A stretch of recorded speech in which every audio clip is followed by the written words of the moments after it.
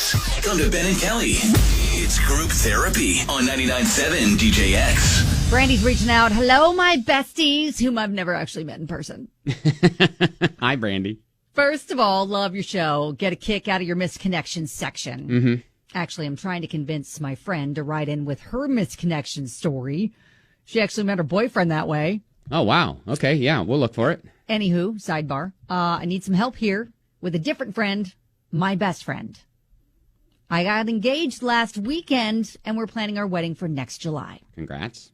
My best friend got married several years ago, and I was her maid of honor. I always figured I'd make her my maid of honor when I got married. The thing is, she's going through a divorce right now and is super bitter about everything. Now, I don't mind being there to support her as a friend, but I'm afraid she's kind of going to ruin the bachelorette party, my bridal shower, and potentially even my wedding. Oh, wow. Do I have to make her my maid of honor? Or is there a way around it without hurting her feelings? I don't have any siblings or other people that would easily replace her as maid of honor. So thanks so much for any advice on how to handle this. I do. Obviously, maybe there's something that we're not hearing and from Brandi that she has seen from her friend that is really kind of causing these problems, like the way her best friend is acting out or whatever. But yeah, she says she's super bitter, so that can just mean like snide comments a lot. Yeah, but does one have to affect the other? I don't know. Call me naive, but can her best friend compartmentalize a little bit and be like, what she's worried about, and she's be like, not hey, sure she can really. Yeah, that's the whole root of the issue is whether, she doesn't want to make her best friend feel even worse if she's right in the middle of going through the thick of it, of divorce, and that's kind of all she can see right now, and it's going to be hard for her to be happy for anybody else. If she's like right in the middle in the thick of it, she's just concerned. Now, will she be that way next July? Right. She's probably going to be in a better spot. I was going to say probably not, and the fact that I almost think that this might be therapeutic for her to go through. Exactly. Where, a distraction. Yeah, for sure. Take the focus off yourself and focus on Brandi and her happiness and being a part of all of that. 100%.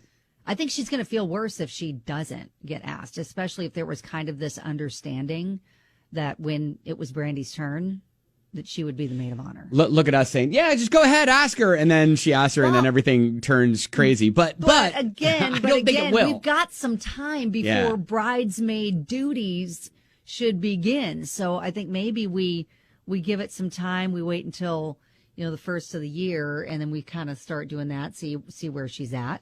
And I don't think we need to pounce right now. Are you saying wait until wait a couple months and do it? Wait until the weekend before.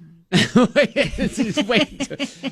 Hey, will you now be my bridesmaid? What are you doing next week? Yeah. No, just wait a little bit. You don't need to do it right now because again, it's not till July. So you've got a little bit of time you can work with. I guess until she gets to maybe a little bit better headspace. There is a little bit of tiptoeing around not wanting to be insensitive to your friend and saying, hey, I understand what you're going through, but celebrate me. Yes, I understand you hate love right now, but will you celebrate my love? Right. Who has been in this situation and can offer up a little bit of your own experience to Brandi? All right. Is it a timeline thing? Is it, how you approach it? Yeah. 502-795-1970. That's why we call this group therapy. We'll take your stories on the way on 90. Group therapy. Brandi, newly engaged. The only person she wants as her maid of honor is her best friend, going through kind of a bitter divorce right now. Worried her bitterness will actually ruin the bachelorette party, bridal shower, maybe even the wedding. How's she dealing with it? It's funny how the internet turns. Listen, we've got a lot of the peanut gallery rolling in on Facebook, putting the brutal in honesty. Well, so a lot of people are like, maybe it's not the maid of honor Zilla so much as you being kind of a bridezilla. Kind of thinking the world revolves around you. Yeah. Rebecca said she's your best friend, but you have no problem kicking her out of your wedding because you think she's going to ruin everything with her attitude, but you haven't even mentioned it to her. Yeah. I know how it feels to be the best friend and not be picked. Ooh. So all I'm saying is if the friendship means anything to you, reevaluate and put some thought into talking to her about it. Yeah, that's what I kind of said. I was like, well, I feel like the friend should be able to compartmentalize her own issues. It might be even therapeutic for her to help be there for her friend and help her celebrate, her life and her starting of her wedding and stuff like that. Yeah, I mean, all you have to do is start by acknowledging the spot her friend is in. 100%. Like, listen, I know that you are going through it right now. Patrick says, for once, I agree with Ben, LOL. Hey, you know what? Sometimes I'll pull a nugget out, every now and then. I don't guarantee it.